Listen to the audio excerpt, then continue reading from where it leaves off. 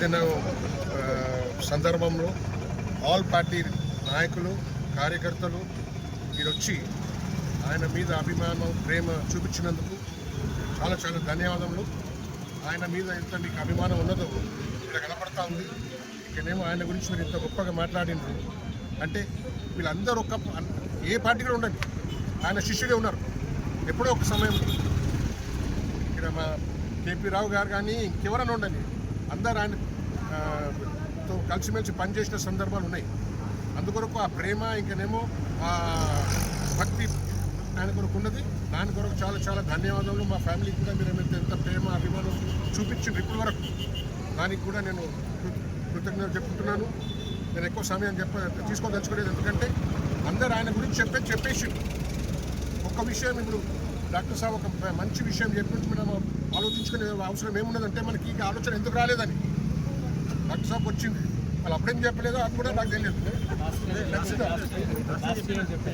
అయితే నేను ఒక ప్రస్తావ పెడుతున్నా, మనం అందరం ఏం చేద్దామంటే మీరు అన్నట్లు ఒక రిప్రజెంటేషన్ తయారు చేయండి, దానికి నేను ఒక లెటర్ పెడతాను. మనం అందరం కలిసి పొన్నం దగ్గర పోదాం. పొన్నం దగ్గర పోయి ఆయనకు మనం ప్రెషర్ వేసి ఏం చేయాలో చెప్పిపోదాం. ఒక సమయం ఆయనతో టైం చూసుకొని పోదాం అంటున్నాను. అది చేసుకుందాం. మన చేతి మాట ఉన్నది, మన ప్రభుత్వం ఉన్నది. ఇక పొన్నంకు కోపం ఒక్కుంటుంది, ఎందుకంటే నువ్వు ఎప్పుడు రావు నా దగ్గరికి అని కోపం ఉంటుంది ఆయన. కానీ ఇప్పుడు నేను మాణిక్రావు సాబ్ అంటే ఆయన మాణిక్రావు అందరికన్నా పెద్ద శిష్యుడు ఆయన పొన్నం. మీకు తెలుసో లేదో కానీ ఆయన హాస్పిటల్లో ఉన్నప్పుడు లైఫ్ అండ్ డెత్ ఉన్నప్పుడు మాణిక్రావు టైగర్ ఆఫ్ తెలంగాణ ఆంధ్ర అని చెప్పి జైన్ హాస్పిటల్లో ఒక్కడే, ఇంకెవరు లేడు. అంత గొప్ప అభిమాని ఆయన. అంటే నాయన కొరకు అంటే ఆయన తప్పకుండా మనకు చేస్తాడు. మనం అందరం కలిసి పోదాం, ఇచ్చి ప్రస్తావం పెడతాం, ఆయన చేస్తాడు. ఇంకనేమో రాబోయే కాలంలో మనం 8వ తారీఖుకి మళ్ళీ నాయన వర్ధంతి ఉంటుంది. దాన్ని కూడా అందరికీ నేను రిక్వెస్ట్ చేస్తున్నాను రావాలని చెప్పి. దాని వివరాలు మళ్ళీ మేము సోషల్ మీడియాలో చెప్తాం.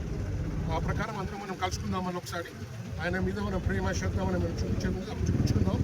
మళ్ళీ ఒకసారి అందరికీ వచ్చినందుకు చాలా చాలా ధన్యవాదాలు. జై హింద్, జై తెలంగాణ, జై మాణిక్రావు.